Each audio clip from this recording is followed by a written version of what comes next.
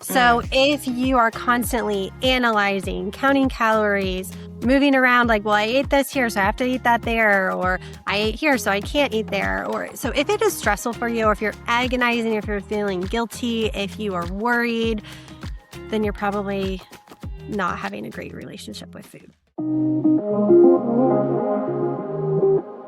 Hi, everybody. Welcome back to another episode of She's in Sync, the podcast when looking to have a safe transition off birth control and heal their hormones naturally.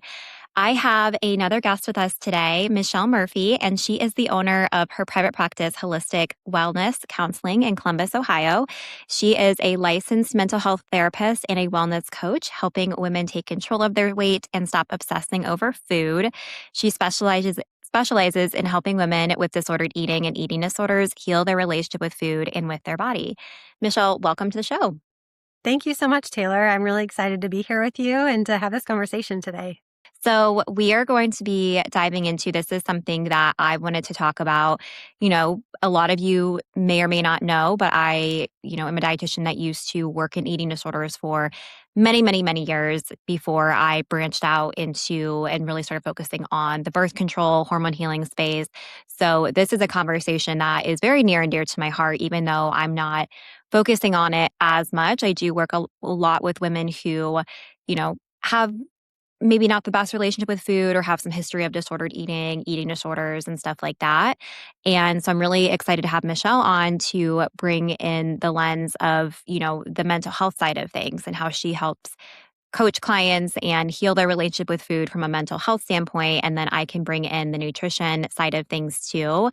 So, Michelle, the first place I want to start is let's just hear a little bit about your background, your story, personal, professionally, like what got you to where you are today, helping women heal their relationship with food, exercise, and their bodies.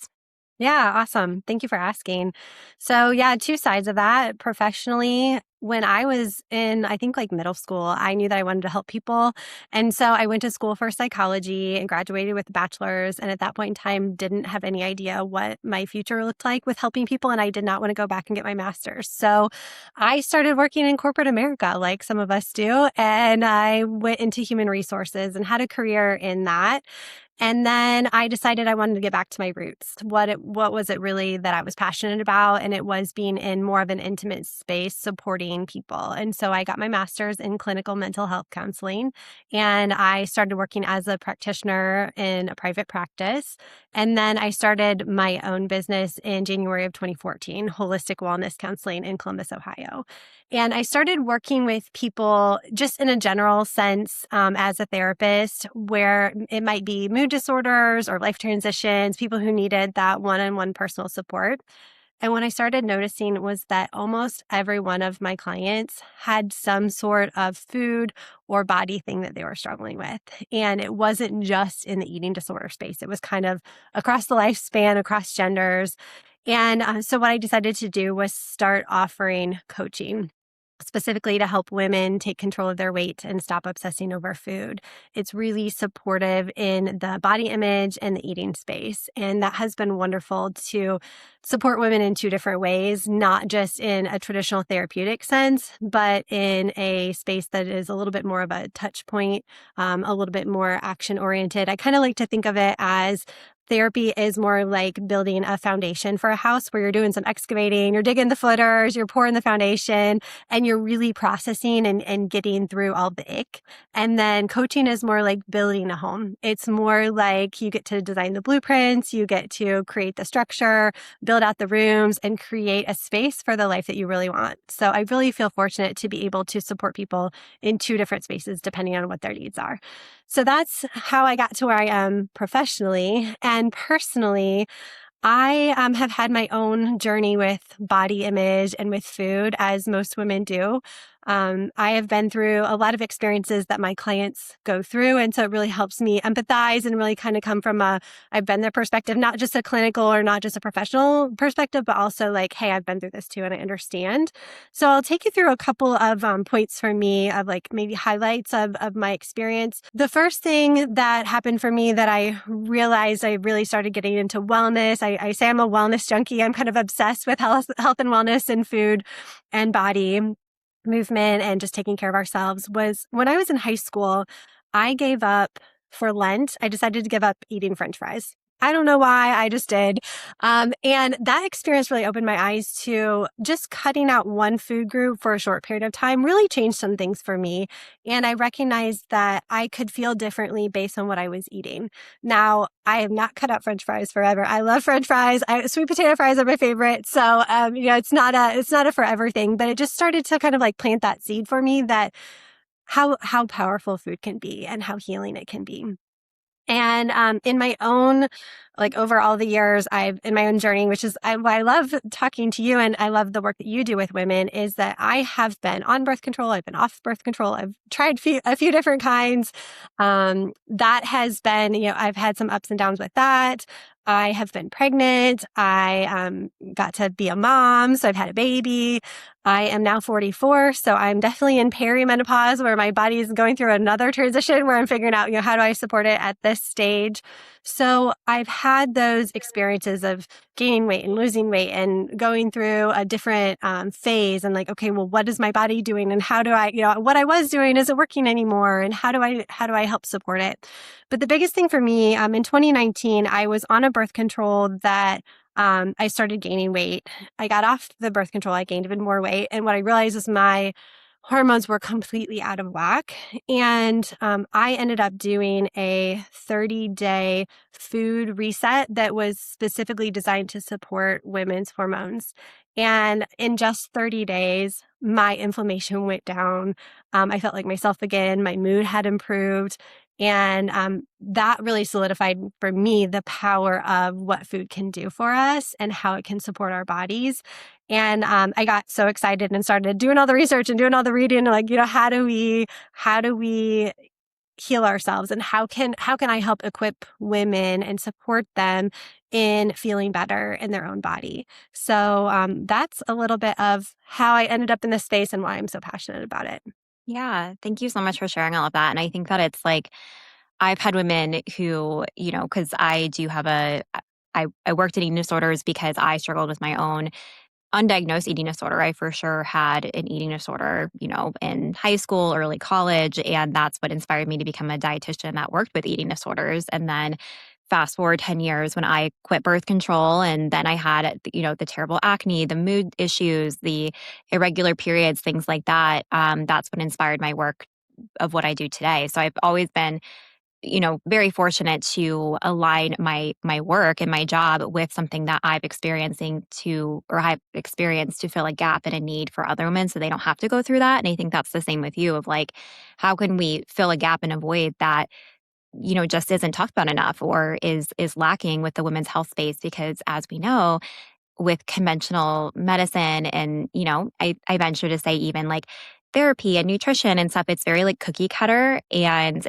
you and I are so personalized and individualized depending on the unique individual in front of us, which I think is so, so helpful for so many women. So I appreciate you sharing all of that and your unique perspective and experience.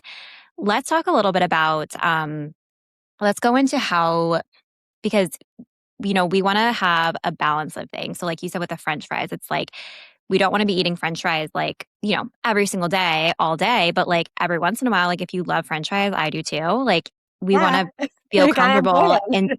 yeah, we want to be able to have that and it not derail our whole day or cause a lot of guilt or shame or feel like, okay, I have to exercise more, step on the scale the next day. And if I gain 2 pounds, oh, well, I gotta, compensate for that. So let's talk about how to know if some signs that you have a maybe not so great relationship with food. And you can start and I'll kind of like chime in too.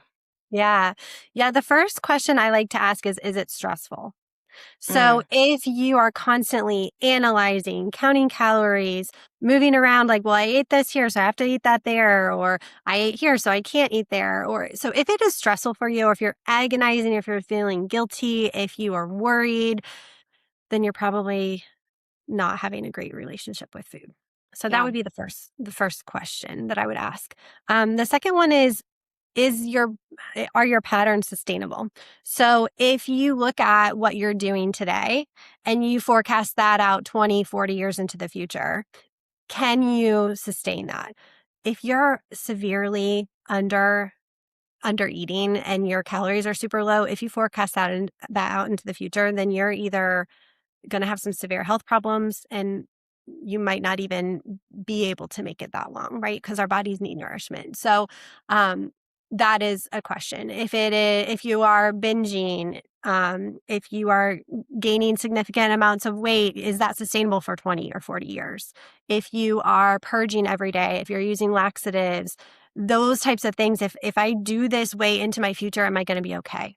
And if the answer is no, if it's not sustainable, then we need to help change your relationship with food. Yeah. And And then, one thing to yeah, interject really quick that I want to say with yeah, that is you might also already like, do you feel good doing those things now? Because it might be like a short-term fix of like, okay, yeah, like this makes me feel more in control or this helps me feel good in the moment. But do you have irregular periods? Do you have painful periods? Do you have emotional, physical, mental stress? Do you feel inflamed all the time? Are you constantly tired? Are you having issues sleeping? Those are signs your body is giving you that mean your hormones are imbalanced, that mean your body needs more nourishment. And the other point I want to make too is that with under eating, this can happen at any weight because I think people think like, oh, well, I'm overweight or I'm a normal weight according to the BMI, which BMI is BS. That's a conversation we can get into a little bit later or another day.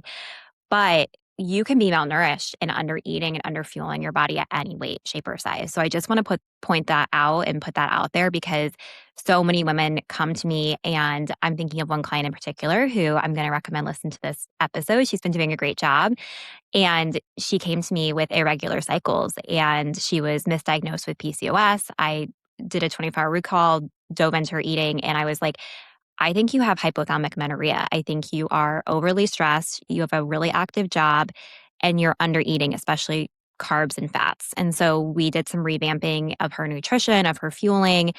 And she got her natural period back within just 2 months after having lost it for 6 months post birth control. And that was really scary for her because she wanted to lose weight. And I had a very candid conversation with her, from the get go of that's a conflicting goal with wanting to get your period back because most of the time when I see irregular periods, it there's usually an under eating component, whether it's PMOS, PCOS, or hypothalamic amenorrhea, because there's so much verbiage around like eat healthy, cut things out, stuff like that. So I just think that's important for listeners to know with any eating stuff, it can be at any weight, especially restriction. Yeah, absolutely. I'm glad that you shared that. And that kind of takes me into the last piece of it is, are you satisfied? Like, do you feel like you have the energy that you want? Do you have the mood that's important to you? Do you feel full? Do you feel like you like this lifestyle that you're living? What is your experience of your day to day? If it is uncomfortable for you, if you are feeling overly stressed, if you aren't having your period, if you don't feel good in your body, if you're not satisfied, then there's something that we need to look at. And I think with I love those 3 points and how you put those out there in those categories. And I think one thing too with that is so often these things are normalized. Of like Yeah. it's normal to count calories. It's normal to restrict food. It's normal to say no to birthday cake at a birthday party, even if you want it because you're being like good or you're on a diet. So many of these things are normalized. So you know, I I think that's something that really plays into this and makes this a tricky web and why it's so helpful to work with providers like us who can identify like that's actually not a healthy relationship with food because especially maybe you have a family history your mom had an eating disorder or disordered eating, your grandma, your sister, your dad, your family member, friends, and it can be really tricky to like it can just be like, "Oh, well, I just thought this was like normal to do this Normal. or this was Yeah. okay." Yeah. Where we see it happening so much around us, like you said, in family or friends or society in general. And we're like, oh, well, that's what everybody does. Well, maybe that's what a lot of people are doing, but that doesn't mean that that's you living your best life. Yeah. That, like as a society, we all can elevate our experience. We all can be healthier.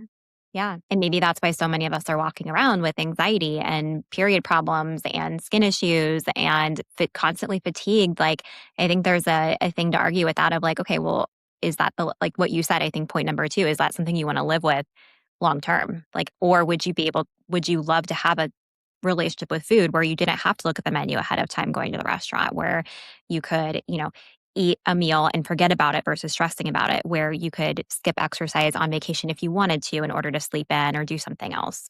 Yeah, it makes me think of something that's really important in the work that I do with my clients is to take our power back. So often we outsource our power to other things, whether it's a diet or the scale Yeah. or what we think other people are seeing us do. And we make decisions based on external factors.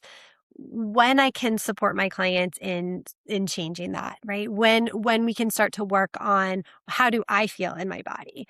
Do I am I hungry in this moment? What do I want to eat? What is my desire? When we can take our power back and make decisions from an informed space within ourselves, then that creates a beautiful life. And we can actually have a healthier balance because our bodies are wise. And when we listen to our bodies, when we listen to our experience, then we can start to trust ourselves again. And that's a big miss that I see in clients that first come to me. They're not trusting themselves. They're not feeling confident. They're outsourcing all of their power. And so I'm able to work with them in my coaching program to really take that power back and to gain that self trust so that they can make decisions that they feel really good about. Yeah.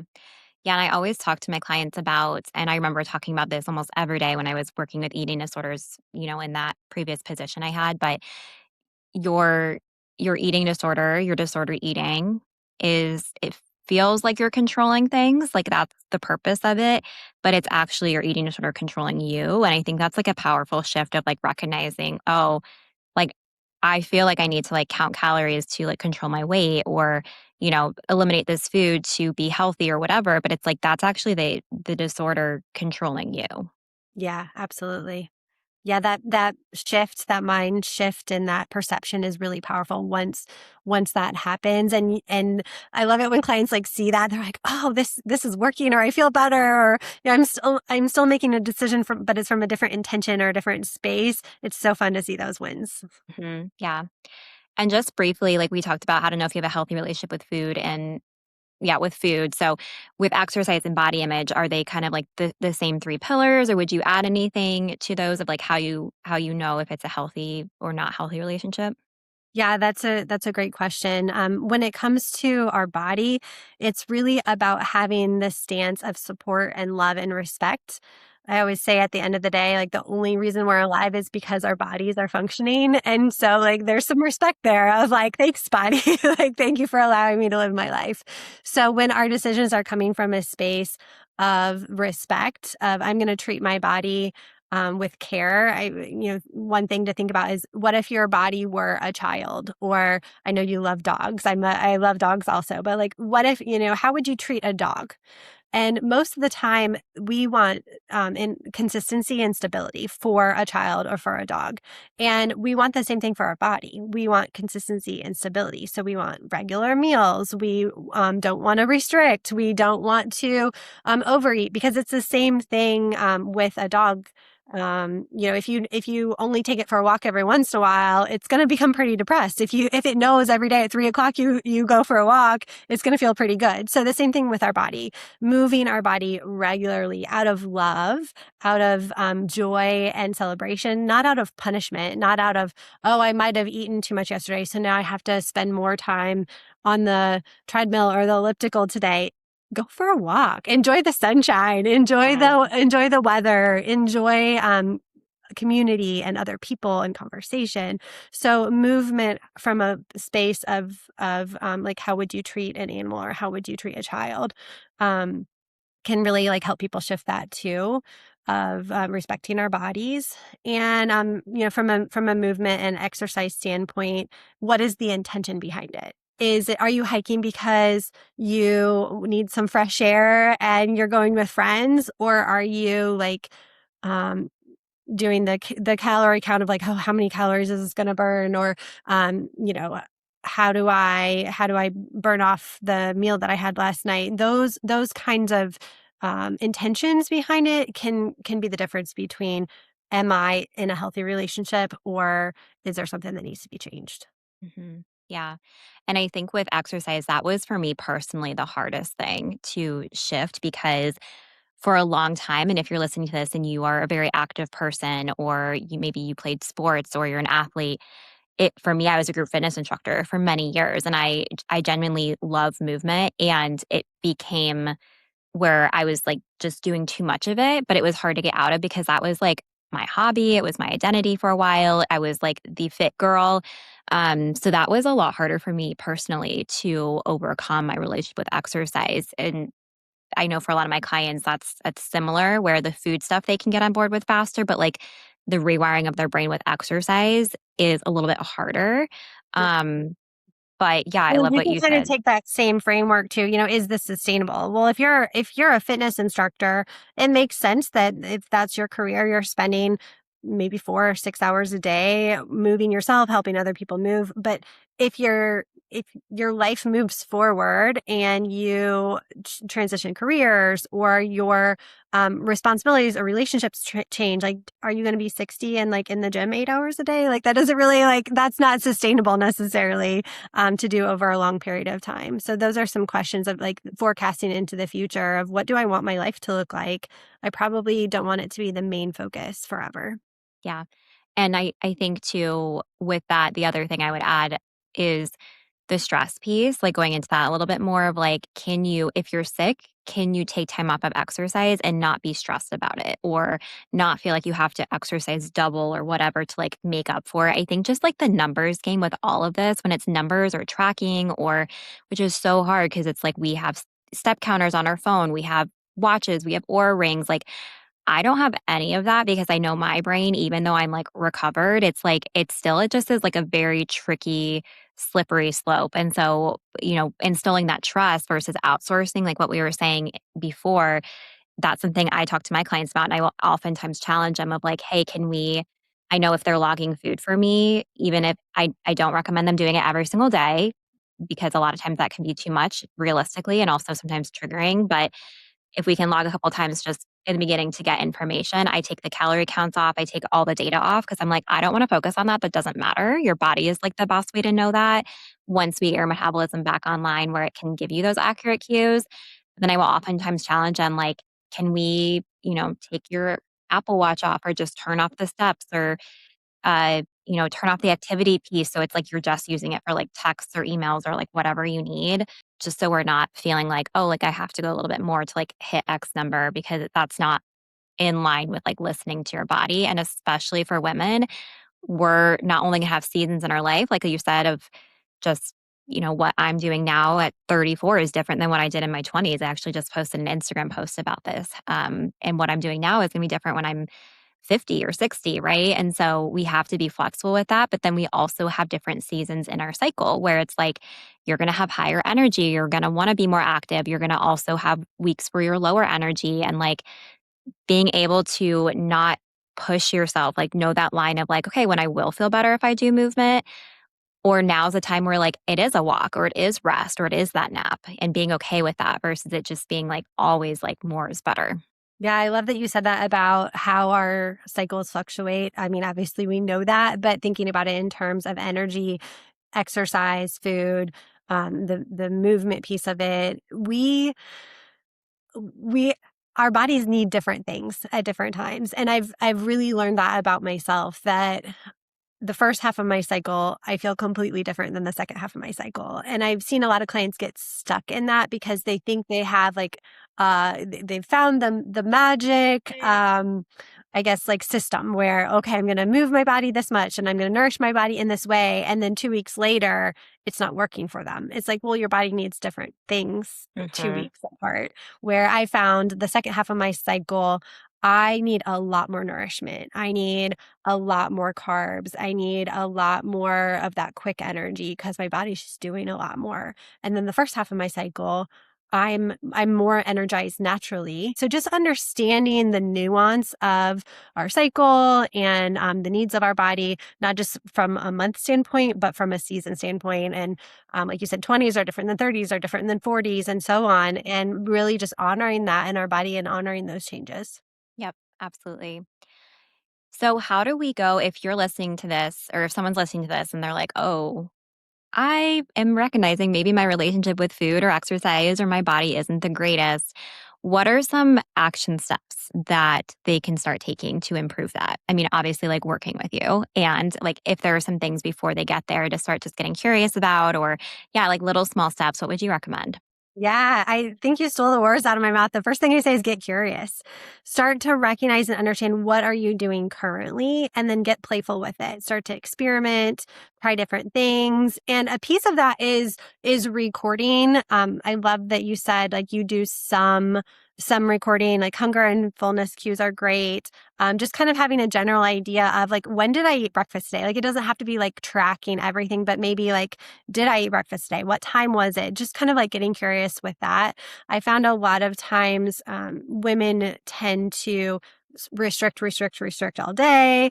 And then nighttime comes and you get tired. And then it's like, okay, well, all of that goes out the window and you get into this binge cycle. And then you feel like you're starting all over again the next day.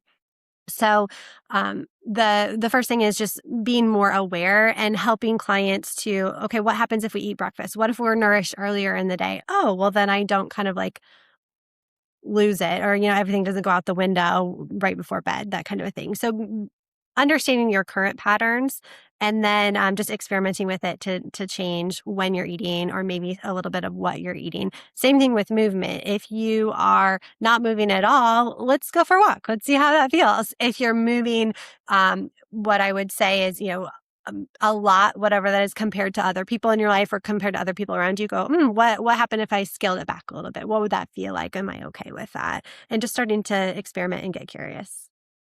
Yeah.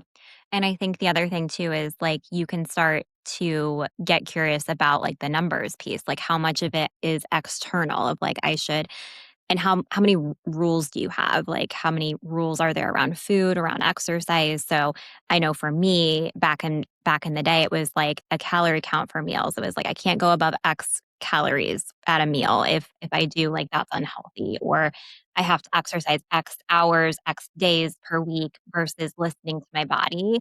So just starting to notice those things because again, those are so normalized of like there's that fine line of, like, being disciplined and knowing when again, like, knowing when to push yourself and knowing when to back off and to give yourself grace, and the other thing, like, I'm really working on right now is I've always been very diligent about my physical health, like, eating healthy supplements, minerals, mocktails, exercise, and I've not been diligent about my mental and emotional health, and so that's something I'm diving more into, and so for me, transparently, sometimes after work, it's like, okay, normally I would work out now and I just like want to go outside and do a nervous system practice. And, like to me, that would not have been something I would have seen as like productive or like healthy. I would have been like, that's lazy, that's unnecessary. I wouldn't have even known about nervous system stuff back in the day. But now I'm very in tune with my body of knowing, okay, like I had a stressful day, like this was a triggering thing, or I need to focus on, calming my nervous system and working on that, being outside versus exercising. And then there are other days where I'm like, nope, I'm ready to like, lift some heavy weights or go for a walk or whatever. Yeah, yeah. Two things you said kind of stood out to me, and I want to touch on. One is that tightrope or that balance between being informed and being intentional about our choices and then like throwing it all out the window. Like we don't want to be overly invested to where we're counting everything and tracking everything and obsessing and it's taking up a lot of time and space and energy for us because that is unhealthy. But also we see examples of like if we just like throw caution to the wind, like our health is important to us. So like we don't want to just like be uninformed and not be mindful of how we're taking care of ourselves also. So sometimes it can feel very much like a tightrope, especially for people who are just starting, where they're just now recognizing, oh, my relationship with food or with my body or with exercise is really not healthy. Like how do I create a balance without just giving it all up because I do care about my health. And a lot of times that's kind of what starts it. And people want to feel good in their body. And so then they come up with these restrictions or these ideas or these rules of like, oh, well, how do I stay healthy or how do I become healthy? So it's that balance between having too many rules and throwing caution to the wind. So Mhm. having an educated provider like yourself who can give specific nutrition information of like, hey, this is what your body needs right now, from a mental space of changing that relationship with food or with your body is where I can come in. So having some guidance and support to find like where is the middle ground on that and how do we move to a point that is sustainable and that doesn't feel stressful and that I do feel satisfied. So getting support with that can be helpful, especially to people like just getting started. And then the other thing that you mentioned, it made me think of this idea that from society, we have a lot of pressure that we, want to feel great in our body and we want to be healthy. And I don't think that that is, the societal pressure is more about the lie, I would say, of how to do that.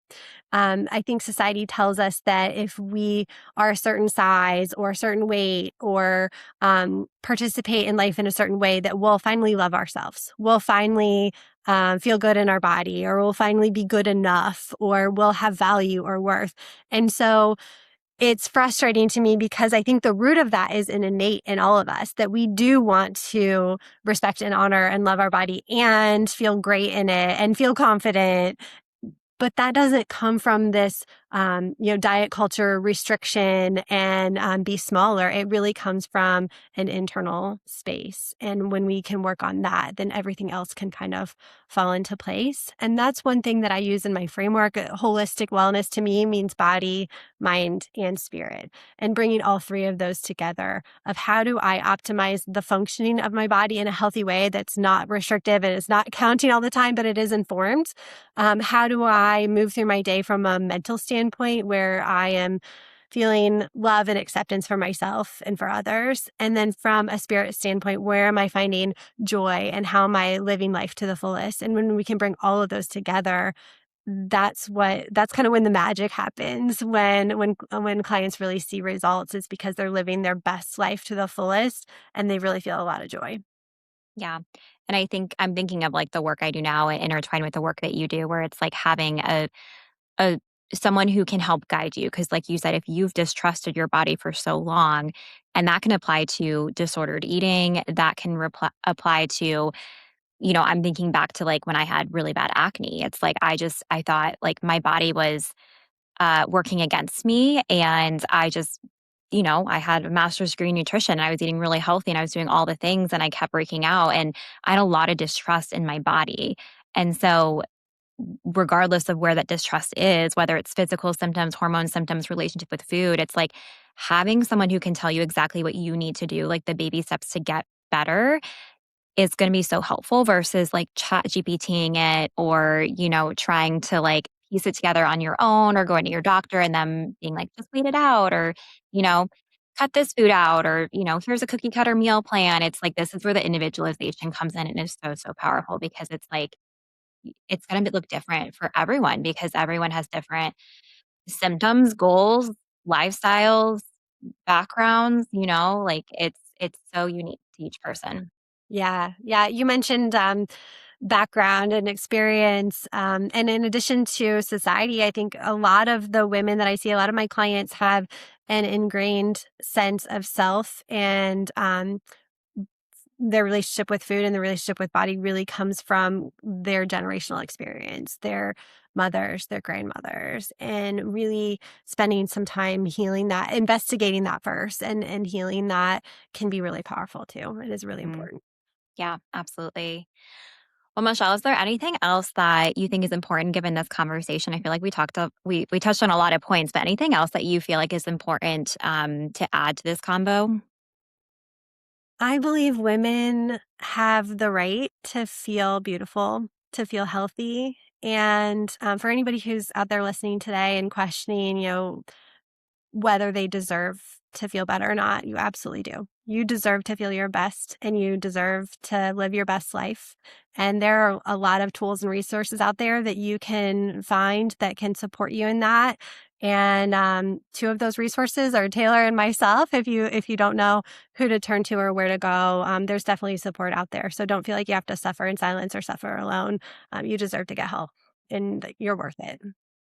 100%. And this podcast is going to give so many women so much value. So thank you so much for being on and sharing your personal story, your expertise. It's really going to be so helpful. I know it.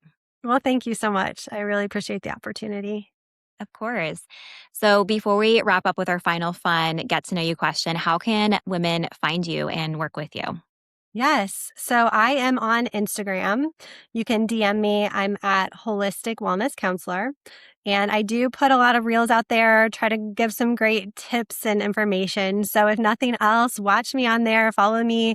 And if you're looking for specific information, just DM me and we can chat. And I'd love to see if there's any way that I can either support you myself or send you in the right direction. And you see women outside of Ohio for your coaching services, correct? Yes, yes. So Perfect. for coaching purposes, I can see women anywhere, all over the country, all over the world. For therapy specifically, I am limited to Ohio. But yeah, I'd love to chat with anybody who needs some support. Yeah, awesome. So definitely check her out on Instagram, follow her, and if you feel inclined to reach out and see if working together is a perfect fit, please do so. She's super easy to talk to, and we'll just have an honest, open conversation with you. So to wrap up, I always ask my guests how they are nourishing themselves lately in this season. Yeah, that's a great question. I've been eating a lot more fruit lately now that it's like the beginning of summer. I am just enjoying all the summer foods. And I've also been going for a lot more walks. In the wintertime, I was really into weight training and I'm still doing some of that, but I realized I'm enjoying moving my body more. So physically walking and just kind of switching up my food with the season, I've been enjoying that a lot more too. Yeah, so that's a real life example. I've been in the same boat with I haven't gotten on the fruit train as much lately, but I'm going to the farmer's market tomorrow. So Nice. I'm excited about getting some like fresh local produce. But I have been just finally, it's so nice in Ohio. You and I are both in Ohio. So Yes. we finally have nice weather. And I find myself just being like, I just want to like be outside. Like, I don't want to Yes. be inside. And so I'm the same way. And I actually, this past week, I was like, some of the old little noise was like, "Oh, like, you haven't lifted weights in a while, like, you should do that." And I was like, I this is a season where I just wanna be outside and I wanna walk, and that's okay." This is a That is good real life okay. example of just listening to your body and, like, literally seasonally, it can change. Yes, absolutely. Yeah. Awesome. Well, if you found this episode helpful, please give it a like, a share, a 5-star review. It really, really helps grow the show. I would be so appreciative if you did that. And until next time, stay nourished.